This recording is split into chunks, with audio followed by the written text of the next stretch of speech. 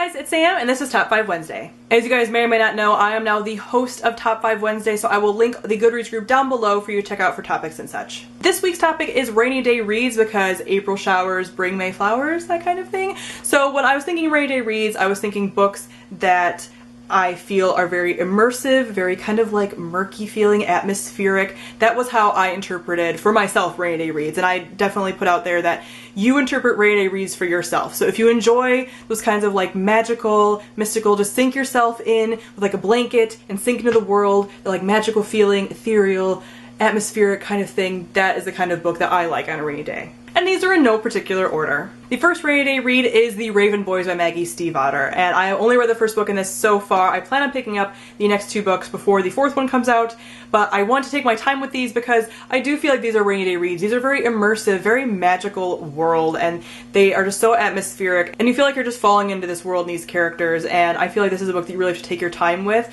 The first half of this first book is a little hard to get into, but then you really get into the action part and really get into the story and kind of all the threads kind of come together, and it's just a beautifully woven story, and I really enjoyed it. It just feels like something that you read when it's like misty and like storming outside. The next book is The Archive by Victoria Schwab, and this is about a girl who is a keeper, and what that means is that she goes between kind of the part between life and death, and she puts back histories, and histories are kind of like ghosts, except for they're not. They are the history of a person, so after someone dies they get put in the library and they are archived in this world, and sometimes those histories wake up and kind of like go missing and wreak havoc, and they're kind of what we would interpret as ghosts, but she is in charge of putting them back.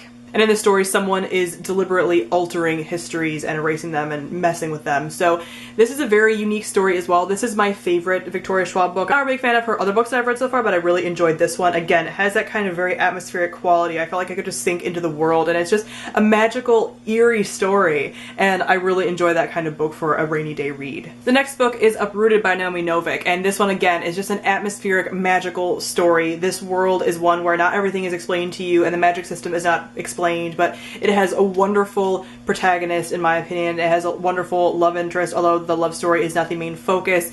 It takes place in an area that is surrounded by a magical wood, and that wood is kind of like evil, so I feel like that kind of, again, eerie, kind of misty, atmospheric story is perfect for a rainy day, and this one is one that you could honestly read in one sitting on a rainy day. The next book is Strands of Bronze and Gold by Jane Nickerson, and this is a Bluebeard retelling. So if you are not familiar with the Bluebeard myth, definitely go and look it up. It is a very creepy story. This is actually the first book that I ever reviewed here on my channel, and if you want to go and find that video, you can. It is out there. But this is an interesting retelling in that the Bluebeard story is not heard very often, but also this just takes place in an area that is very creepy. It's a very gothic story, and you just really don't know what's happening. It's kind of creepy. Again, I'm a huge wimp. I cannot read like scary stories. I can read eerie things, but I can't read like straight up scary stories. So this is not like a horror story, but it definitely keeps you on the edge of your seat, and it makes you feel like things aren't exactly what they seem, and that something is just kind of like lurking a little bit around the corner, not in like a monster way, just in like a, this is not altogether okay, which I think is perfect for like a thunderstorm or like a rainy, cloudy, misty day. And lastly, we have The Night Circus by Erin Morgenstern, the book that I feel like could be read on any day and any occasion. The Night Circus is perfect for everything, but again, this is probably the most atmospheric book that I have ever read. I absolutely adore it, and I think it's just perfect to just cuddle up with a blanket and a cup of tea and read it, and it is just so beautiful, and the writing is gorgeous, and the story is amazing, and I love all the characters. Every time I reread it, I just discover new things about it.